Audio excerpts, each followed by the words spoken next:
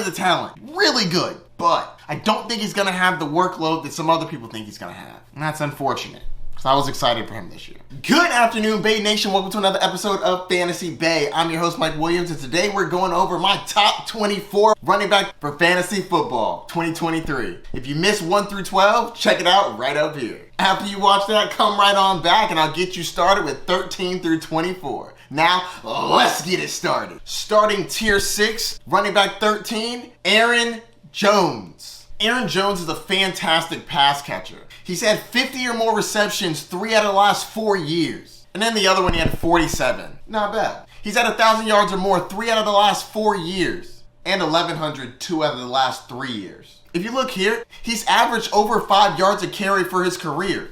That's not bad. Double-digit total touchdowns 3 out of the last 4 years. And 1,400 or more yards in 3 out of the last 4. And then for 2 of those, he was over 1,500 yards. Man, 3 out of the last 4 years, this guy's been on fire.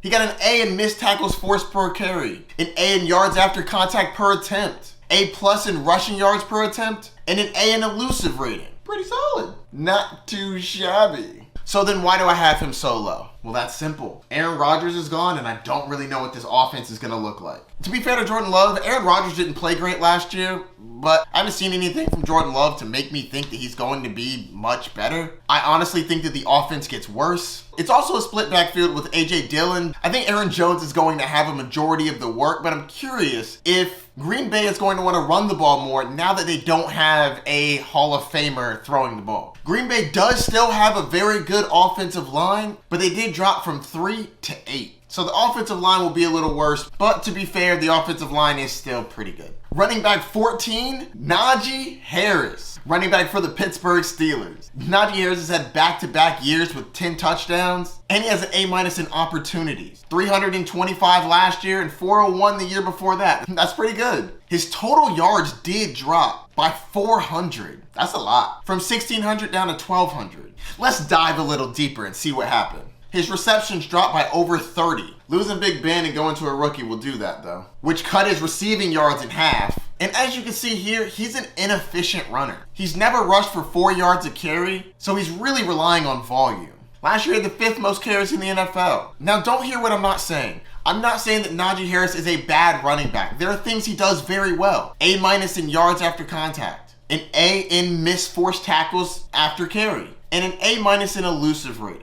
But when you're relying so heavily on opportunity, it's important that that opportunity stays. Now, Mike Tomlin has always been a one running back kind of guy, but Jaylen Warren is pretty solid, and I think he will be creeping into Najee Harris's role. I don't think it's going to be a 1A and 1B, but whereas it was a dominant one, I think that Jaylen Warren gets involved a little bit more this year. One thing that could have been holding Najee back is this injury. Najee Harris has had foot injuries throughout his career, even before he was in the NFL, all the way dating back to 2018. But what we care about right now is last year. August of last year, Najee Harris had a pedal Liz Frank sprain. He was pretty hobbled to start the year. He even ran with a steel plate. This led him to start the year in weeks 1 through 9 as the running back 28. Not good. He also had an abdomen muscle sprain, but that actually didn't cause him to miss any time. He came back in week 13. Weeks 10 through 18, he was the running back 5. Now, is that because his foot healed? Possibly. He's still not an efficient runner, but I do think he'll get enough volume to be worth the 14 spot. The offensive line went from 16 to 12. That should help. Running back 15, Jahmyr Gibbs. Jahmyr Gibbs is a rookie drafted out of Alabama, and let's just say the Lions were very excited to draft him. Honestly, the Lions draft room looked like they just won the lottery. These guys are high-fiving and jumping up and down. I was shocked. I mean, did y'all not expect him to be there? They looked so excited, like somebody was gonna run up and grab Jahmyr Gibbs. It's a running back 12th overall. He ain't Bijan Robinson. I thought he'd go in the first, but I didn't think he'd go in the top 12. Top 12? Dang. For those of you who don't follow the NFL draft very closely, running backs drafted in the first round get work. Running backs drafted in the top 12? Oh, he's getting utilized. People were in uproar around the country like, what are you doing, Lions? You did it again. But they got rid of Swift.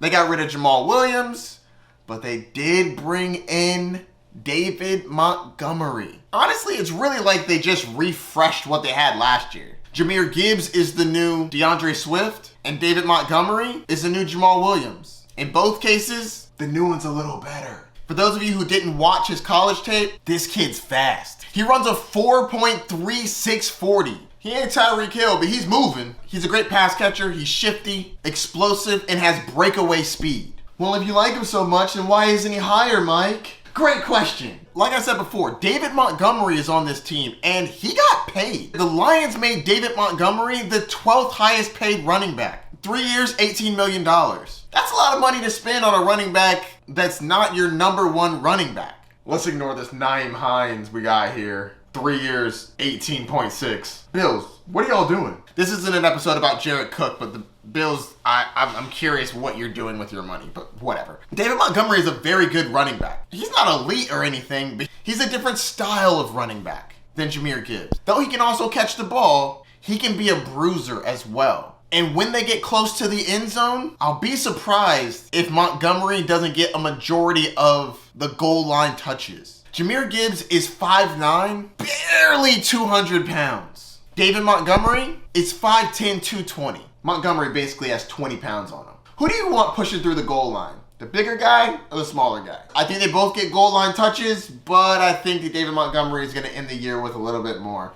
Jamal Williams ended the year with way more goal line touches than DeAndre Swift. I think the Lions used Gibbs as a wide receiver a lot this year, and that should be able to make up for it. Solid pick, decent upside. The team's going to use him. Never forget, GMs are people too, and everybody wants to look smart in front of their boss. And there was a collective, what are you doing? When the Lions drafted Jahmyr Gibbs. They know that. The team wants to look like they know what they're doing. So they are going to use Jahmyr Gibbs as much as possible to look like they're smart. That's another reason I think he has pretty good upside, because everybody wants to look smart in front of their bosses, and drafting a running back 12th overall when you just paid a running back $18 million, you're going to utilize him. Did I mention that the Lions have the 5th best offensive line? That should help. Running back 16, Breece Hall. Breece Hall is a very talented running back, but I can't talk too much about him without bringing up his injury. Breece Hall was on fire to start the year. He only played 7 games. Breece Hall had a 17-game pace of over 1,600 yards and 12 touchdowns. Now that's top-tier running back numbers right there, but it's a projection.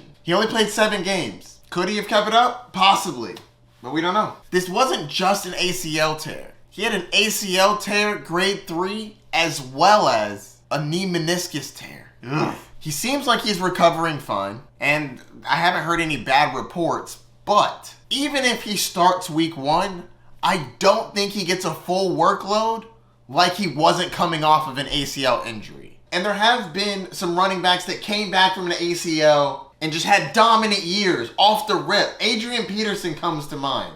Breece Hall is a freak athlete, but is he Adrian Peterson? I don't know.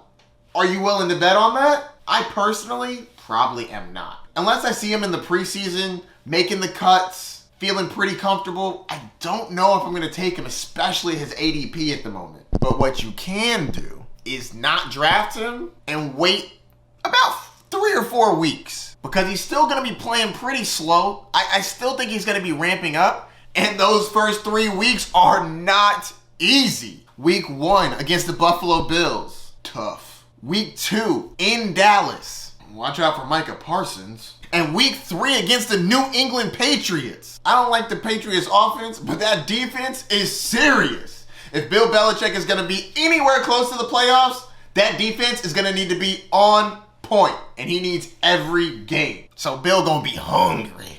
That's 3 back-to-back tough matchups. After those 3 matchups, he's probably not gonna be looking too good. And that's when you pounce. That Breece Hall manager is gonna be nervous. Oh man, he's coming back slow. He's had 3 bad games. Send him a low ball offer. See if he takes it. If he does, cool. If not, cool. But if you can get him for cheap, I like him much better than where he's going in drafts. I think he's going in like the 3rd round. Nah, I'm good. I'm good.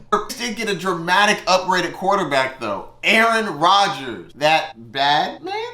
I do think that Aaron Rodgers is rejuvenated. I think he's going to come out firing. I think he pushes this offense to the next level. He should get more touchdown scoring opportunities because the team will be better, and Aaron Rodgers is going to score some touchdowns. I mean, going from Zach Wilson to Aaron Rodgers, a first ballot Hall of Famer, yeah, this offense is going to be way better.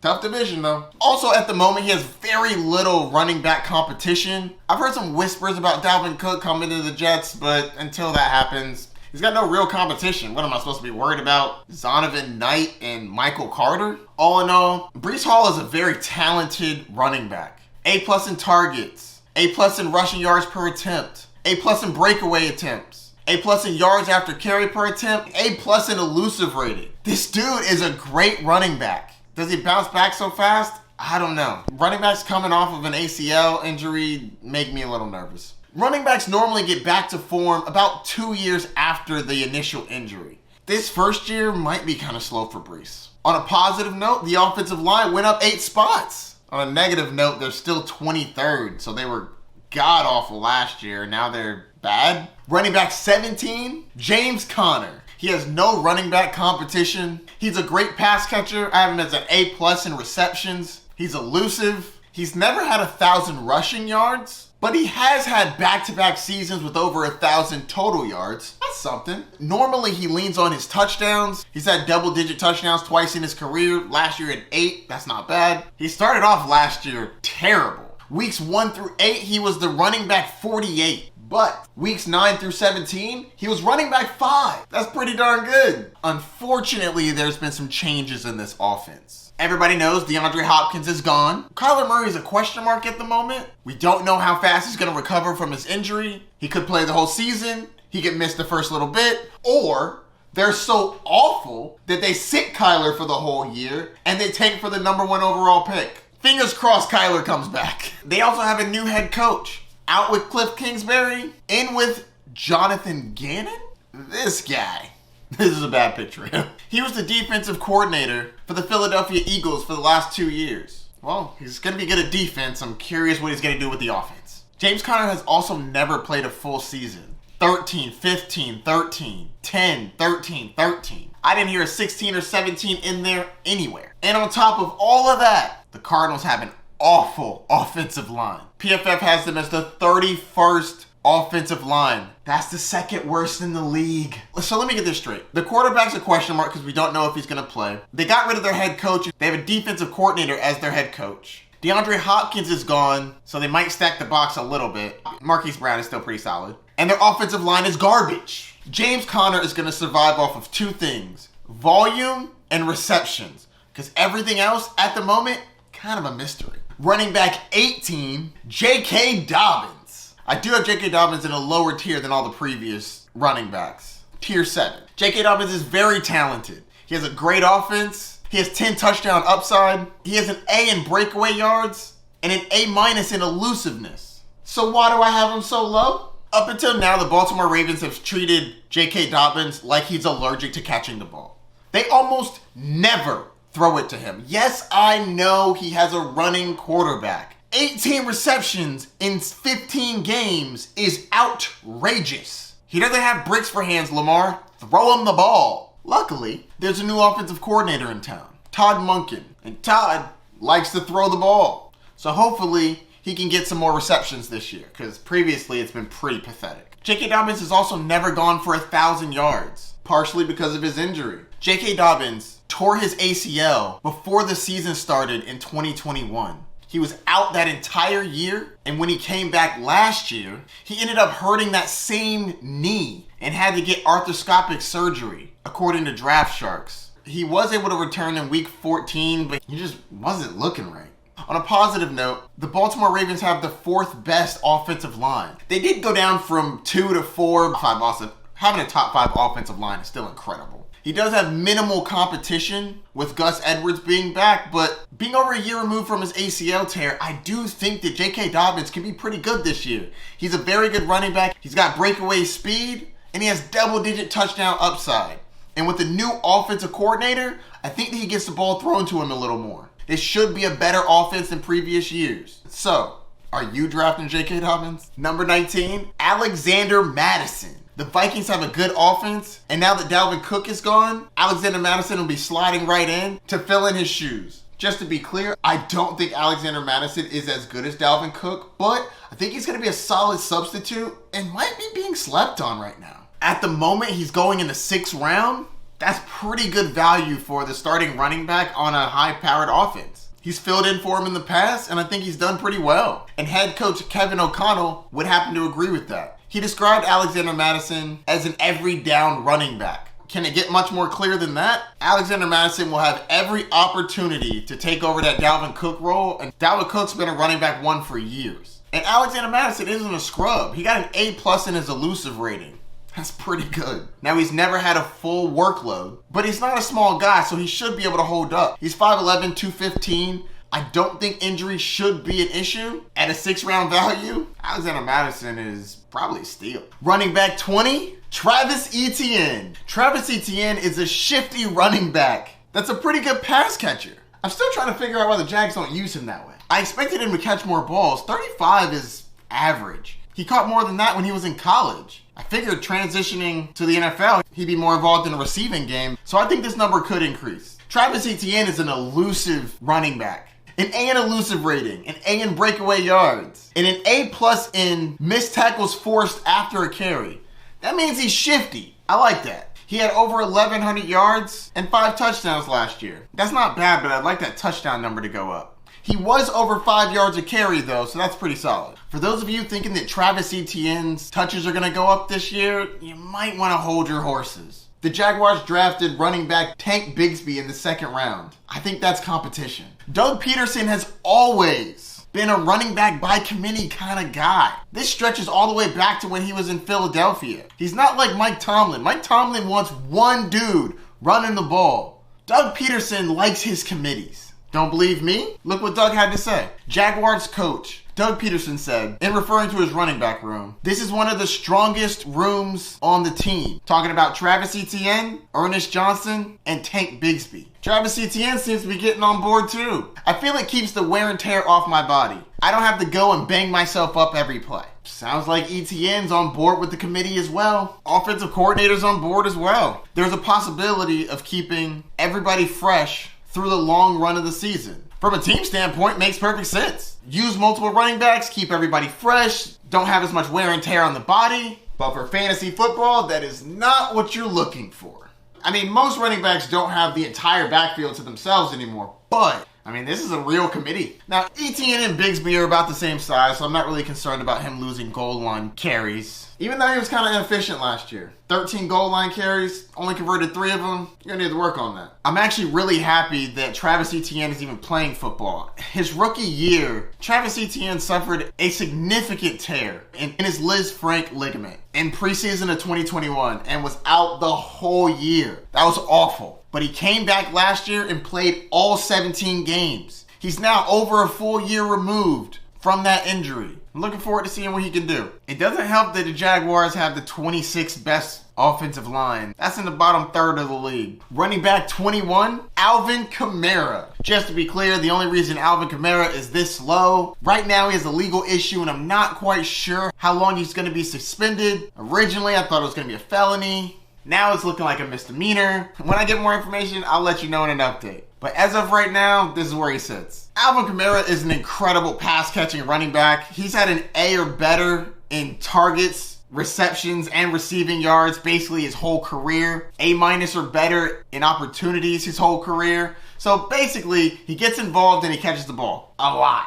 Now, his receptions have dropped quite a bit since he hasn't had Drew Brees. He was in the 80s for about 4 years while Brees was there, and then Brees left, and honestly, he's had a roulette of random quarterbacks who are mid at best. Drew Brees loved to dump it down. These quarterbacks, Jameis Winston was erratic. I'm curious to see how he plays with Derek Carr. He did crush his fantasy managers last year with touchdowns. He only had 4. That's what really crushed his fantasy value. 4 touchdowns is not enough for where you were drafting Alvin Kamara. The team also brought in some competition. They signed Jamal Williams and drafted Kendre Miller. But depending on how long the suspension is, if it's 1 or 2 games, Alvin Kamara is going to be a steal for everybody who grabbed him at his low value thinking he was going to get suspended for 6 games. Because Alvin Kamara is still extremely talented. He did have a down year last year. I think he can bounce back. Now, for Dynasty, I don't know how long the team keeps him. Kendre Miller could step into that role, but for this year, I think he's set. He also has a below average offensive line. Yes, they went up by 5, but they're still at 24. So, I mean, woof. 22, Rachaad White. Rachaad White is a pass-catching running back for the Tampa Bay Buccaneers. Yes, I know, Tom Brady is gone, but so is Leonard Fournette. And when you look at the running backs behind him, nobody really scares you. I think he's going to have the backfield all to himself. He's a very good pass-catching running back. He had 50 receptions last year, and even if that goes down, I do think that he's going to get enough volume to make him fantasy relevant. Now, the Bucs aren't projected to be good, so the touchdown upside is limited, but with the high reception total and the opportunities, I do think that he'll be a valuable grab. Now, he was a rookie last year, so he's never actually had the opportunity to be the lead back. So hopefully his body can hold up because he's going to get a lot more work than he's used to. The Bucs have an average offensive line, so it shouldn't really hurt or help him. Fingers crossed. Good luck, Rashad. Running back 23, Cam Akers. Cam Akers tore his Achilles in July of 2021. He missed almost that whole year. He actually only played in 1 game. And he started off pretty rough last year. From weeks 1 through 12, he was running back 65. But he really turned it up in the back half of the year. Weeks 13 through 18, he was running back 4. 4? I didn't even know Cam Akers had that in him. Akers has very limited competition. I'm not really worried about him getting the role stolen away from him. For those of you who don't know, there was a really weird situation last year. I thought he was going to have a reduced role. Then I thought he was going to be off the team. And then it was like, no, he's going to be on the team. Just kidding. He's the last guy we got. Have at it, Cam. Last year was a roller coaster of emotions for Cam Akers. We went from not knowing if he was going to be on the team to being the lead back dominating. Very strange. I think he's going to be more valuable in a standard league in comparison to a PPR league, points per reception, because he's never really gotten that many receptions. Let's skip 2021 because he only played 1 game, but the first year of his career, 11 receptions. Last year, 13 receptions. Now I don't think he stays that low, but he doesn't seem like he's going to be heavy in the passing game, so just keep that in mind when you're drafting. Also, the Rams' offensive line is trash! 28th. That's one of the worst in the league. So they're not going to be doing him many favors. To round out my top 24 is a running back that I was very excited about before the NFL draft. But now I'm kind of sour on him. Running back 24, Kenneth Walker III. If you've never watched Kenneth Walker play, please pull up some highlights of this man. He is explosive. An A in elusive rating, A in yards after carry, A+ in breakaway yards. This dude can really pull away. He was tied for the second most red zone carries with 51. After Rashad Penny went down from weeks 5 to 18, Kenneth Walker was the running back 7. That's not bad for a rookie. So if I like him so much, why is he so low? Great question. Is it because he's not much of a pass-catching running back? No. I still think he'd be good if he was by himself.